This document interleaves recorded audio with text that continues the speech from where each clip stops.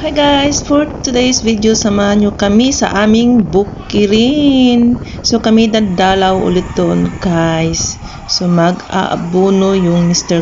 ko kasi magdagdag siya ng tanim ng saging. So please keep on watching guys. Samahan nyo kami sa aming bukirin.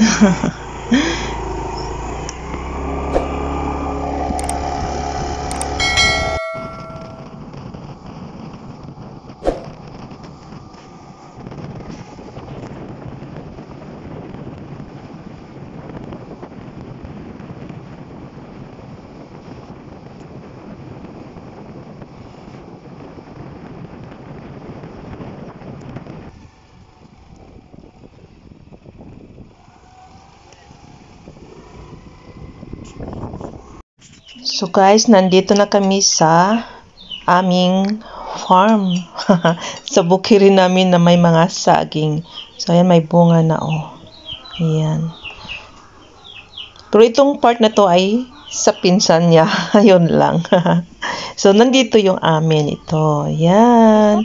Alagang-alaga ni Mister yung mga puno. Tingnan nyo ang linis ng puno niya.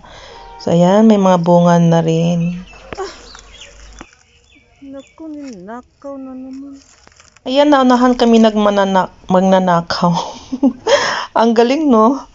Talagang, ay nako. So, ito na umpisa na si Mister. Naglagay ng abono. So, na yung nilagay niya ay ito, yung animal manure, yung dumi ng baka. Hinaluan niya ng maitim na lupa. Kasi yung lupa dito ay para siyang buhangin. Ayan.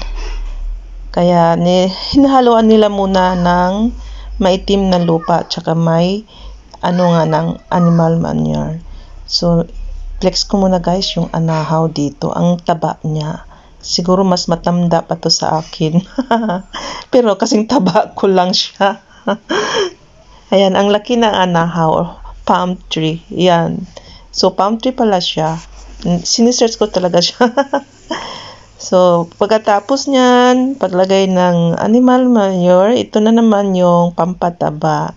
So, babalikan daw namin ito after 1 week para itanim na yung puno ng saging. So, kasi mabuhangin guys.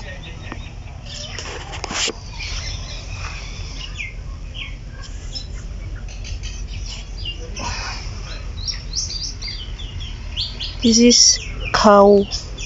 Dumi ng baka. Binibilad nila sa araw. Pag matuyo na, ginagawa nilang panggatong. Ayan. So, useful yung mga dumi ng baka o kalabaw. Kasi dito, ginagawa nilang panggatong, guys.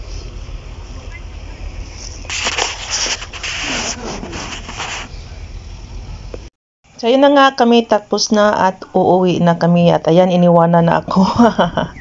So, ayan, ito yung my lake. Medyo dry na yung lake, guys, kasi hindi na siya tag-ulan. Ayan. Pag season ng ulan, dinadaanan niya ng barko.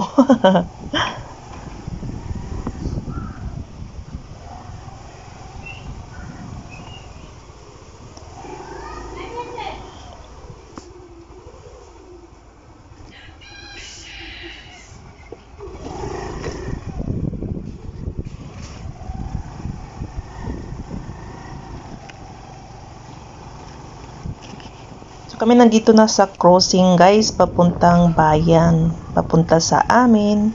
Mga 3 minutes lang naman talaga kung paharurot mo yung motorcycle mo. So malapit lang guys sa amin. Ayan. So ang ganda guys, oh, yung mga mustard plants. Tsaka may mga gulay din, mga tomatoes. Yung mga yellowish, yan, mustard plants yan.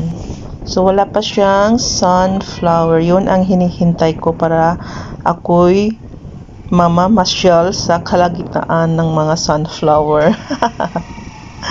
So, ayan, malapit na kami guys sa amin. Just 2 minutes to go. So, ito yung palatandaan pag malapit na sa amin. Itong parang lawa. Ayan. Maganda siya guys pag season ng ulan kasi umaapaw yung tubig at maraming nagbabangka dito. Yan. So, ito yung kapitbahay namin na maganda ang bahay. And ito naman yung sinisimbahan nila na mosque. Yan, every Friday. At syempre, yung nag-isa naming malaking palaisdaan na may maraming mga palm tree. Yan, ito. Yan, palaisdaan namin yan pero hindi namin nilalagyan ng isda. Iba ang naglagay. Ayan.